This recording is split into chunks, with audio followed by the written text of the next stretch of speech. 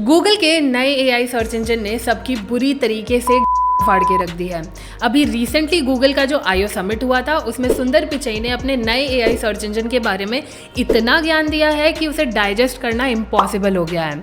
अब बात करें तो बहुत समय से हम सुनते आ रहे हैं गूगल का नया सीक्रेट प्रोजेक्ट मैगी, लेकिन अब उससे पर्दाफाश हो चुका है और उसके बारे में सब कुछ पता चल चुका है। इसे करंटली हम यूज तो नहीं कर सकते, बट कुछ सीक्रेट सोर्सेज के थ्रू मेरे पास इसकी इमेजेस, वीडियोस, GIF सब कुछ आ चुके हैं।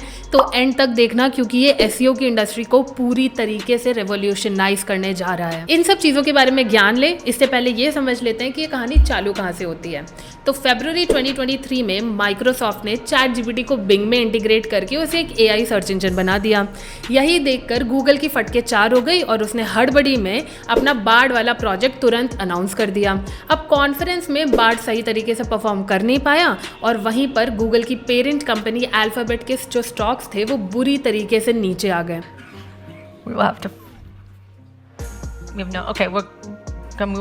यहाँ तक कि सुंदर पिचई को CEO की पोस्ट से निकालने की भी बात चल रही थी, क्योंकि बार्ड बहुत बुरी तरीके से फेल हो चुका था। और उसी के बाद गूगल को कुछ समझ नहीं आया तो उसने फिर एक अपना सीक्रेट प्रोजेक्ट अनाउंस कर दिया जो था प्रोजेक्ट मैगी, और कल ही उसके बारे में सारी डिटेल्स दे दी हैं। तो सबसे पहले बात करते हैं कि ये नया AI सर्च इंजन काम कैसे करेगा।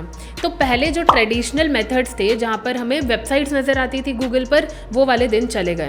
अब कोई भी आप क्वेरी सर्च करते हो तो सबसे पहले AI आपको एक डिस्क्रिप्टिव आंसर निकाल कर देगा और उसके बाद जो ट्रेडिशनल वेबसाइट्स नज़र आती थी वो दिखेंगी। अब जब गूगल का पुराना AI बार्ड लॉन्च हुआ था तो सबसे बड़ी कंट्रोवर्सी यही थी कि बार्ड जहाँ से भी इंफॉर्मेशन गैदर कर रहा है वहाँ से उस वेबसाइट्स को वो साइटेशन नहीं देता था। लेकिन ये नया जो AI आया है वो आपको आंसर तो निकाल कर दे रहा है, बट जहाँ से उसने ये इन्फॉर्मेशन गैदर करी है वो उन वेबसाइट्स को साइटेशन भी दे रहा है जस्ट बगल में, जैसा कि आप स्क्रीनशॉट में देख सकते हैं। आप देख सकते हैं कि थंबनेल के साथ उसने लिंक अटैच कर रखी है, तो लोगों को अगर और डीप जाना है उस टॉपिक से रिलेटेड तो वो उन वेबसाइट्स पर क्लिक कर सकते हैं।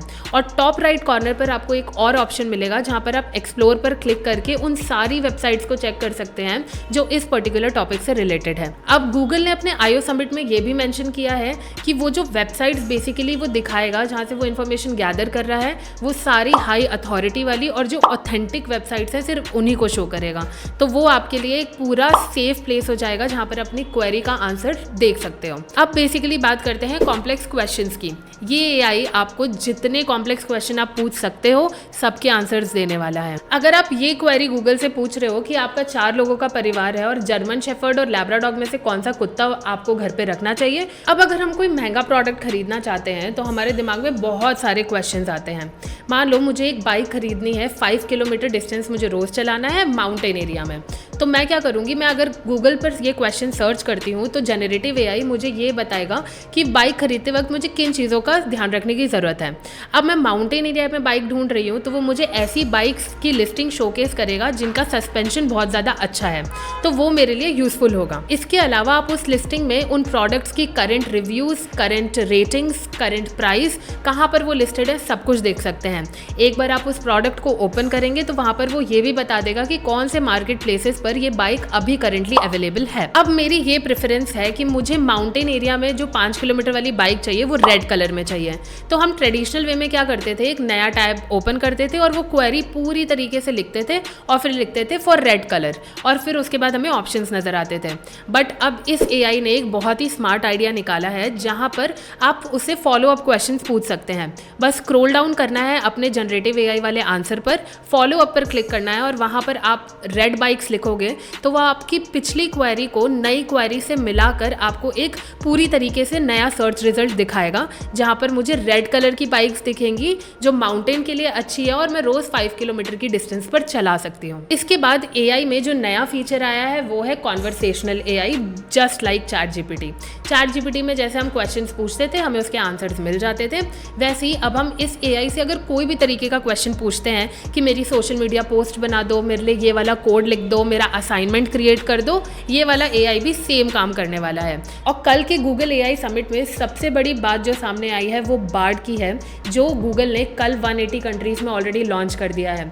लोगों को लग रहा था बार्ड पूरी तरीके से डेड हो गया है, लेकिन कल के समिट में जो उससे रिलेटेड बातें बताई गई हैं उससे मैं तो पूरी तरीके से शॉक हूँ, और आप भी सुनोगे तो आपको लगेगा कि यार ये बार्ड कहाँ तक पहुँच गया है। अब शुरुआत में बार्ड नॉर्मल क्वेश्चंस के आंसर्स आपको दे रहा था, और गूगल ने ये भी अनाउंस किया कि बार्ड पर लोग सबसे ज़्यादा कोडिंग रिलेटेड क्वेश्चंस पूछ रहे हैं। तो गूगल ने अभी बहुत ज़्यादा इन्हांस कर दिया है बार्ड को इन टर्म्स ऑफ कोडिंग, तो आप जो क्वेश्चन उससे पूछोगे कोडिंग से रिलेटेड वो आपको बहुत ईजी वे में आंसर करके देगा।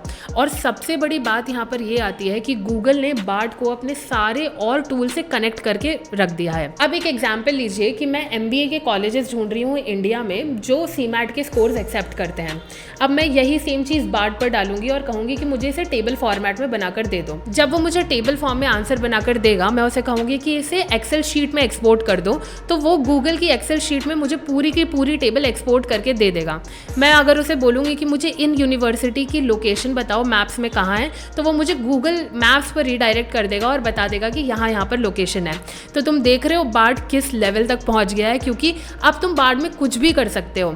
और गूगल ने सिर्फ अपने ही टूल से नहीं, बाकी जो थर्ड पार्टी टूल्स हैं उससे भी बार्ड को इंटीग्रेट कर दिया है। कंसिडर करो आपको अपनी इमेजिनेशन के हिसाब से AI इमेजेस जनरेट करनी है, तो गूगल ने एडोब फायरफ्लाई के साथ इंटीग्रेट कर लिया है। आप बार्ड पर अगर लिखोगे कि मुझे इस पर्टिकुलर कॉन्टेक्स्ट के हिसाब से एक इमेज क्रिएट करके दो, तो वो आपको इमेज क्रिएट करके दे देगा with the help of adobe Firefly. तो ये जो सर्च इंजिन्स का गेम है ये पूरी तरीके से रिवॉल्यूशनाइज होता जा रहा है।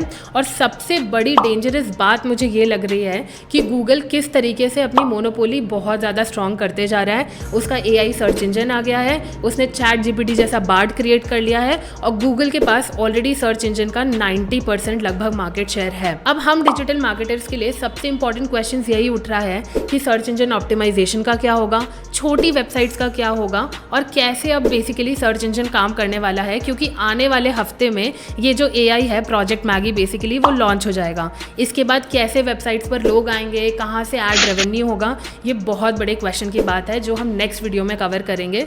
तो do subscribe to the channel because next video भी बहुत ज़्यादा फाड़ होने वाला है।